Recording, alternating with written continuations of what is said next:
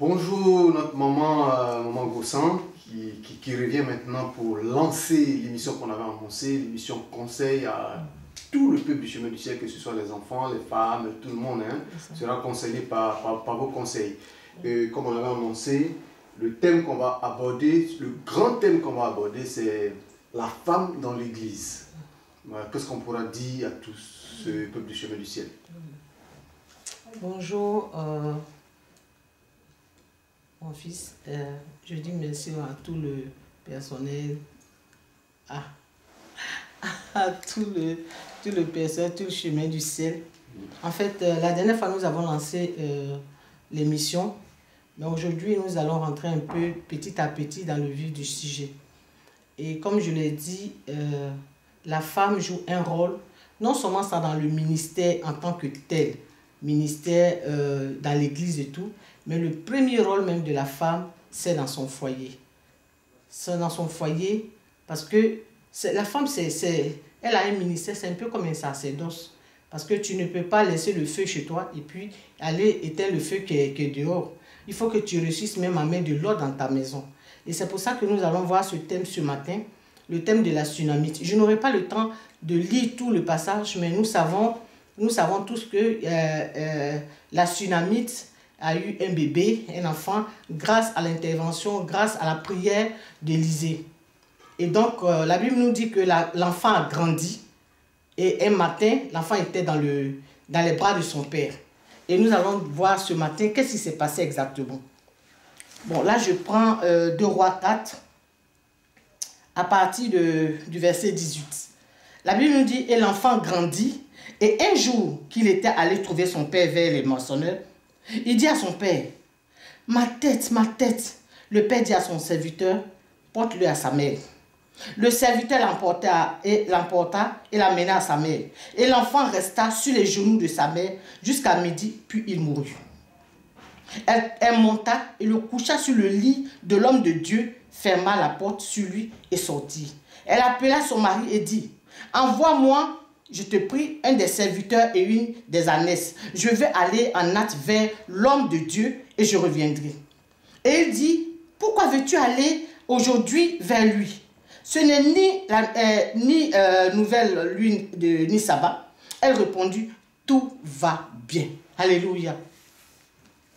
Et nous voyons le texte aujourd'hui que l'enfant était sur les pieds de son père. Et l'enfant dit, papa, j'ai mal à la tête. J'ai mal à la tête. Et il dit à son serviteur, prends l'enfant, amène-le chez sa mère. Et l'enfant était dans les bras de sa mère et l'enfant mourut. Qu'est-ce qu'elle fait? La chambre dans laquelle elle logeait habituellement son hôte qui était Élisée, elle va coucher l'enfant là-bas, elle ferme la porte et elle cherche à rencontrer Élisée. Son mari lui dit, mais aujourd'hui, ce n'est pas le moment d'aller voir le serviteur de Dieu. Mais pourquoi est-ce que tu vas aller vers... Aujourd'hui, ce n'est pas le jour de la prière. Mais pourquoi est-ce que tu vas aller voir Elle dit, je dis, tout va bien.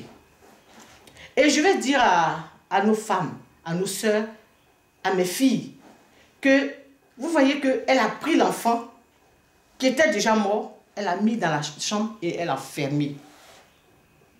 L'enfant, ça peut être le problème de ton mari, ça peut être ton couple, ça peut être l'enfant même, ton enfant qui drogue, ton enfant qui ne va pas bien, ton couple qui balance, ton mari qui n'est pas fidèle, ton mari qui fait ceci, qui te fait des misères. La Bible dit, elle a pris l'enfant, elle l'a mis dans la maison, elle a fermé. Et on lui demande, mais aujourd'hui, ce n'est pas l'heure de la prière, tout ça, mais pourquoi est-ce que tu vas aller voir le serviteur de Dieu? Elle dit, je dis, tout va bien. Tu diras à ta voisine, tout va bien. Dis à ton voisin, tout va bien. Parce que ce n'est pas tout qu'on dévoile. Parce que si elle avait dit, un temps soit peu, à son mari, mais l'enfant est mort, mais imaginez-vous, mais il allait crier, appeler les gens, mais commencer à voir, mais commencer à pleurer, faire ceci, commencer à faire du tapage. Même ceux qui n'étaient pas d'accord, qui n'avaient pas cette joie que cette femme-là puisse avoir un enfant, vont commencer à se moquer. Elle n'a pas dit un peu. Voici aujourd'hui. Vont commencer à se moquer. Mais elle a pris l'enfant, elle a enfermé. Elle a fermé, elle a cherché. Qui lui a donné cet enfant? Par l'intervention de qui elle a eu cet enfant? Elle dit, je vais m'adresser à celui qui m'a donné cet enfant. Parce que lui, il peut régler ce problème-là pour moi. Apprends à enfermer ton... Moi, je dis ce matin qu'il faut que tu apprennes à enfermer à protéger ta famille, à protéger ton mari, à protéger tes enfants. Ce n'est pas tout dans le foyer qu'on dit. Il faut savoir enfermer aussi. Et quand tu enfermes, ce n'est pas parce que tu vas rester les bras croisés. Mais demande l'aide à celui qui t'a donné ce foyer, à celui qui t'a donné ce mari, à celui qui t'a donné cet enfant. Demande-lui. Moi, j'avais un enfant, je vais vous donner un exemple. Moi, j'avais mon enfant que le Seigneur et que l'ennemi a utilisé comme chicotte pour me chicoter. Mais à aucun moment, je me suis levée. Et ça, pendant 12 ans. Je veux dire 12 bonnes années.